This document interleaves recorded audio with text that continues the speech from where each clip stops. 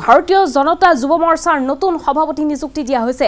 ৰাকেশ দাসক নতুন সভাপতি হিচাপে নিযুক্তি দিয়া হৈছে উল্লেখযোগ্য যে এবিভিপিৰ ৰাষ্ট্ৰীয় আৰু ৰাজ্যিক সম্পাদক হিচাপে কাৰ্যনিৰ্বাহ কৰিছিল ৰাকেশ দাসে 2019 পৰা 2021 লৈকে এবিভিপিৰ ৰাজ্যিক সম্পাদকৰ দায়িত্বত আছিল ৰাকেশ দাস ইয়াৰ পাছতে 2021 ডিসেম্বৰৰ পৰা 2022 লৈ ৰাষ্ট্ৰীয় সম্পাদক হিচাপে কাৰ্যনিৰ্বাহ কৰিছিল ৰাকেশ দাসে যুৱ মৰ্চাৰ সভাপতি নিযুক্তিক লৈ পূৰ্বে তুমুল বিতৰ্কৰ সৃষ্টি হৈছিল কোনে লাভ কৰিব সভাপতি পদত নিযুক্তি তাকলৈ ব্যাপক উৎকণ্ঠা অব্যাহত আছিল কেইবাগৰাকী ব্যক্তিৰ নাম উচ্চাৰিত হৈছিল আৰু তাৰ মাজতে এনে ধৰণৰ উৎকণ্ঠাৰ অৱসান ঘটায় আজি অৱশেষত নিযুক্তি দিয়া হৈছে ৰাকেশ দাসক ৰাকেশ দাস যুৱ মৰ্চাৰ নতুন সভাপতি আজি ঘোষণা কৰা হৈছে আনুষ্ঠানিকভাৱে দায়িত্বভাৰ গ্ৰহণ কৰিছে ইতিমধ্যে ৰাকেশ দাসে আমি জনাইছো ৰাকেশ দাসক নতুন সভাপতি হিচাপে নিযুক্তি দিছে মাহজোৰা উৎকণ্ঠাৰ অন্ত পৰিছে অৱশেষত ৰাজ্যিক বিজেপিৰ যুৱ মৰ্চাৰ সভাপতিৰ দায়িত্বভাৰ গ্ৰহণ কৰিছে ৰাকেশ দাসে ভাৰতীয় জনতা যুৱ মৰ্চাৰ নতুন সভাপতি হিচাপে নিযুক্তি দিয়া হৈছে এয়া হৈছে আনুষ্ঠানিক নিযুক্তি পত্ৰ দলটোৰ তৰফৰ পৰা ৰাকেশ দাসক নতুন সভাপতি হিচাপে নিযুক্তি দিছে দলটোৱে উল্লেখযোগ্য যে এবিভিপিৰ ৰাষ্ট্ৰীয় আৰু ৰাজ্যিক সম্পাদক হিচাপে কাৰ্যনিৰ্বাহ কৰিছিল দীৰ্ঘদিন ধৰি ৰাকেশ দাসে গতিকে দল তথা সংগঠনত কাম কৰাৰ বিশেষভাৱে অভিজ্ঞতা আছে ৰাকেশ দাসৰ 2019 পৰা 2021 চনলৈকে এবিভিপিৰ ৰাজ্যিক সম্পাদকৰ দায়িত্বত তেওঁ আছিল ইয়াৰ পাছতে 2021 ডিসেম্বৰ মাহৰ পৰা 2022 লৈকে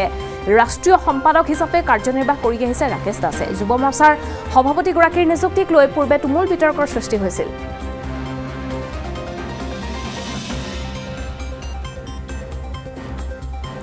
আমি আৰু অধিক তথ্য জানিবৰ বাবে এই মুহূৰ্তত ফোনযোগে সংযুক্ত হৈছো আমাৰ জ্যেষ্ঠ সাংবাদিক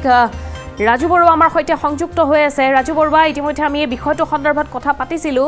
আৰু ইয়াৰ পাছতে আনুষ্ঠানিকভাৱে নিযুক্তি দিয়া হৈছে নিযুক্তি পত্ৰ আমি দেখুৱাইছো উৎকণ্ঠাৰ যেন অৱসান ঘটিছে দলটোৰ ভিতৰ চৰাত ৰাজু বৰুৱা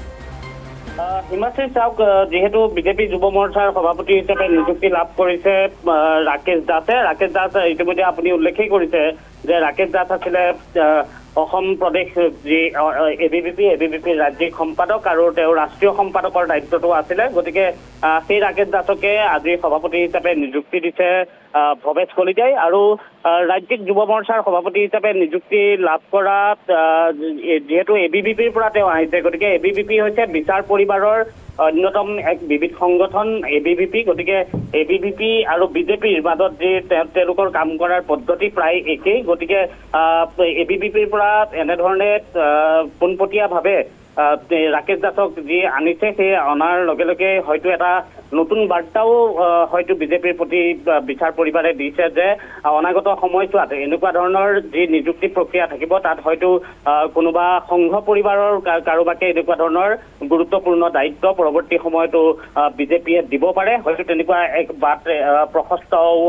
এই যি নিযুক্তি এই নিযুক্তিৰ দ্বাৰা হৈছে কাৰণ আমি যদি চাওঁ তেনেহ'লে যুৱ মৰ্চাৰ সভাপতি নিযুক্তি দিয়াৰ লগে লগে মহিলা মৰ্চাকে ধৰি অন্যান্য যিসমূহ 8টা মৰ্চা আছে সেই 8টা মৰ্চাটো তেনেকুৱা ধৰণৰ নিযুক্তি প্ৰক্ৰিয়া হয়তো বিজেপিৰ পৰৱৰ্তী সময়ত থাকিব গতিকে সেই প্ৰতিটো নিযুক্তিৰ ক্ষেত্ৰতে হয়তো তেনেকুৱা ধৰণৰ যে কোনোবা যিসকলে বিজেপি দীৰ্ঘদিন ধৰি কৰিছে বা বিবিধ সংগঠনৰ যিকোনো এটা সংগঠনৰ পৰা তেওঁলোকে প্ৰতিনিধিত্ব কেতিয়াবা হ'লেও কৰিছে অৰ্থাৎ এবিভিপিৰ পৰা এনেকুৱা যদি অহাৰ আমি প্ৰক্ৰিয়াটো চাওঁ তেনেহ'লে পূৰ্বতে কিন্তু ৰাকেশ দাসৰ পূৰ্বে যদিও দিলীপ শইকীয়া এবিভিপি দিলীপ শইকীয়াই কৰিছিলে বা ঠিক একেদৰে সংঘও দিলীপ শইকীয়াই কৰিছিলে ৰাষ্ট্ৰীয় স্বয়ংসেৱক সংঘ আৰু তাৰ পৰৱৰ্তী সময়ত বিজেপি কৰিছে আৰু বিজেপি কৰি তেওঁ গুৰু দায়িত্ব লাভ কৰিছিলে যুৱ মৰ্চাৰ তেওঁ সভাপতি হৈছিল গতিকে দিলীপ শইকীয়াৰ পিছত এবিভিপিৰ পৰা কিন্তু এনেধৰণে পোনপটীয়াভাৱে দিলীপ শইকীয়াও অহা নাছিলে পোনপটীয়াভাৱে এতিয়া ৰাকেশ দাস আহিছে আৰু যদি আমি ৰাষ্ট্ৰীয় পৰ্যায়তো চাওঁ তেনেহ'লে অৰুণ জেটলী তেনেধৰণে সাধাৰণ সম্পাদক হৈছিল বিজেপিৰ যুৱ মৰ্চাৰ গতিকে সেই অৰুণ জেটলীৰ পৰা এতিয়া যদি ৰাকেশ দাসৰ প্ৰক্ৰিয়ালৈকে আমি চাওঁ গোটেই প্ৰক্ৰিয়াটোত এটা কথাই যে বিজেপি গোটেই সংগঠনটোত সাংগঠনিক যি প্ৰক্ৰিয়া থাকিব সেই সাংগঠনিক প্ৰক্ৰিয়াত কোনোবা যাকেই নিযুক্তি দিয়ক কিয় সেই নিযুক্তি দিয়াৰ ক্ষেত্ৰত হয়তো বিজেপিয়ে তেনেকুৱা ধৰণৰ কিছু নীতি তেওঁলোকে পালন কৰিব যে সংঘ পৰিবাৰৰ পৰা অহা বা বিচাৰ পৰিবাৰৰ পৰা অহা নেতাক তেওঁলোকে এনেধৰণৰ নিযুক্তি তেওঁলোকে দিব আৰু যি নিযুক্তিৰ দ্বাৰা তেওঁলোকৰ সাংগঠনিক দক্ষতা কৰবাত নহয় কৰবাত থাকিব বা ৰাষ্ট্ৰহিতৰ চিন্তা থাকিব লাগিব কাৰণ বিজেপি যুৱ মৰ্চাৰ অন্যতম শ্লোগানেই হৈছে যে যুৱ শক্তি ৰাষ্ট্ৰ শক্তি আৰু ঠিক একেদৰে এবিভিপিৰ ক্ষেত্ৰতো যদি চোৱা যায় তেনেহ'লে ছাত্ৰ সংগঠনেই ৰাষ্ট্ৰ নিৰ্মাণৰ সংগঠন গতিকে সেই যি ছাত্ৰ ৰাজনীতিৰ সৈতে জড়িত হৈ থকা এগৰাকী নেতা ৰাকেশ দাস গতিকে ৰাকেশ দাসক আজিৰ দিনটোত বিজেপি যুৱ মৰ্চাৰ সভাপতিৰ নিযুক্তি দিছে আৰু পৰৱৰ্তী পৰ্যায়ত মই কোৱাৰ ধৰণে হয়তো বিজেপিয়ে যিসমূহ নিযুক্তি পুনৰবাৰ তেওঁলোকে কৰিব সেই নিযুক্তিসমূহতো এনেকুৱা কিছু বাৰ্তা থাকিব হয়তো ৰাকেশ দাসৰ জৰিয়তে এই বাৰ্তাই দিছে যে যিকোনো নেতাক দিয়াৰ সলনি হয়তো বিচাৰ পৰিবাৰত যিসকলে কাম কৰিছে যে বিজেপিৰ সংগঠনৰ সৈতে জড়িত যিকোনো কথা যাতে তেওঁলোকে চম্ভালি ল'ব পাৰে কাৰণ এবিভিপিত যি কাম কৰি আহিছে তেওঁ যুৱ মৰ্চাটো তেনেকুৱা ধৰণে কামেই কৰিব লাগিব গতিকে দুইটা প্ৰক্ৰিয়া যিহেতু প্ৰায় একেই গতিকে যুৱ চামৰ দায়িত্ব দিয়া ৰাকেশ দাসক যিহেতু তেওঁ পূৰ্বতে ছাত্ৰ সংগঠনৰ কাম কৰি আহিছিলে আৰু বিজেপি আৰু এবিভিপি দুইটা যদি চোৱা যায় তেনেহ'লে ভাতৃ সংগঠন আৰু বিচাৰ পৰিবাৰৰ সংগঠন অৰ্থাৎ ৰাষ্ট্ৰীয় স্বয়ংসেৱক সংঘৰ যি বিচাৰ পৰিবাৰ তেওঁলোকৰ বিবিধ সংগঠন যিমানসমূহ থাকে তাৰ ভিতৰত অন্যতম এই দুটা সংগঠন আৰু দুইটা সংগঠনৰ মাজত যোগসূত্ৰ আছে আৰু সেই যোগসূত্ৰৰ ভিত্তিতে হয়তো ৰাকেশ দাসক নিযুক্তি দিছে আৰু ৰাকেশ দাসৰ এই নিযুক্তিৰ পিছত হয়তো কৰবাত যদিও ৰাকেশ দাসক লৈ কাৰোবাৰ আপত্তি থাকিব কিন্তু সেই আপত্তি মই পূৰ্বতেও কৈছো হিমাশ্ৰী যে আমি পূৰ্বৰ বুলেটিনত সেই কথা আলোচনাই কৰিছিলো যে কাৰোবাৰ যদি আপত্তিও থাকে সেই আপত্তি কিন্তু তেওঁলোকে মুকলিকৈ কৰিব নোৱাৰে এটা কথাতেই যে ৰাকেশ দাসৰ যদি ইতিহাস চোৱা যায় তেনেহ'লে তেওঁ যি এবিভিপি আছে এবিভিপিৰ ৰাজ্যিক সংগঠনৰ দায়িত্বটো আছিলে ৰাষ্ট্ৰীয় সংগঠনৰ দায়িত্বটো আছিলে গতিকে ৰাষ্ট্ৰীয় আৰু ৰাজ্যিক সম্পাদকৰ দায়িত্ব লাভ কৰা এগৰাকী ব্যক্তিক যিহেতু যুৱ নেতাক যিহেতু এই দায়িত্ব দিছে গতিকে সেই দায়িত্বৰ পৰা হয়তো সংগঠনটো তেনেধৰণে বিজেপিয়ে বিস্তাৰ কৰিব বিচাৰিছে আহি আছে যিহেতু পঞ্চায়ত নিৰ্বাচন তাৰপিছতে যদি আমি চাওঁ তেনেহ'লে উপ নিৰ্বাচন আছে আৰু তাৰ লগতে 26ৰ নিৰ্বাচন আছে গতিকে 26ৰ নিৰ্বাচনৰ প্ৰক্ৰিয়াটোত যাতে অসমৰ গোটেই যুৱতীখিনিক সংগঠিত ৰূপত যাতে আগবাঢ়ি যাব পাৰে হয়তো তেনেকুৱা এক দৃষ্টিকোণৰেই বিজেপিয়ে এই যি নিযুক্তি সেই নিযুক্তি প্ৰদান কৰিছে আজিৰ দিনটোত হয়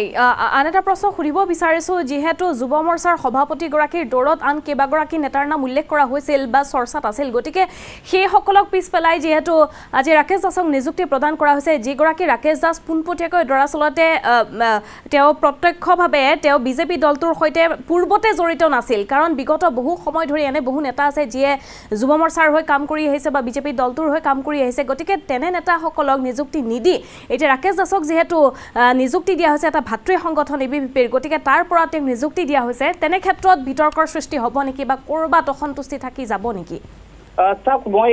সেই কথাটোৱে উল্লেখেই কৰিছো হিমাশ্ৰী যে সংঘ পৰিবাৰৰ পৰা এইটো ডাইৰেক্ট এণ্ট্ৰি গতিকে সংঘ পৰিবাৰৰ পৰা যিহেতু আহিছে কাৰোবাৰ যদি আপত্তিও থাকে সেই আপত্তি কিন্তু তেওঁলোকে পোনপটীয়াভাৱে বা তেওঁলোকে মুকলিকৈ কৰিব নোৱাৰে কাৰণ সংঘ পৰিবাৰৰ কথা আছে গতিকে সংঘ পৰিবাৰৰ পৰাই ৰাষ্ট্ৰীয় স্বয়ংসেৱক সংঘৰে যিহেতু এটা বিবিধ সংগঠন বিজেপি আৰু ঠিক একেদৰে এবিভিপিও গতিকে এবিভিপি আৰু বিজেপিৰ যি দৰ্শন সেই দৰ্শন প্ৰায় একেই গতিকে একে দৰ্শনৰ যিহেতু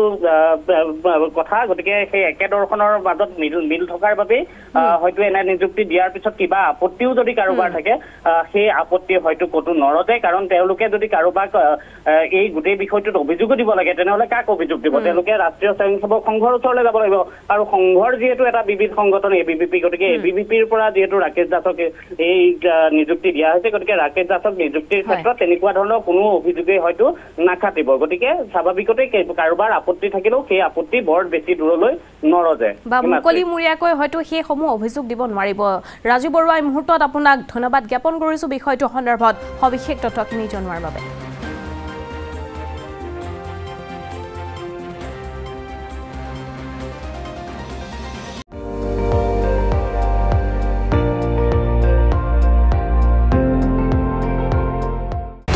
আপুনি চাই আছে ND24 সৰ্বশ্ৰেষ্ঠ নহয় সৰ্বোত্তমৰ দৌৰা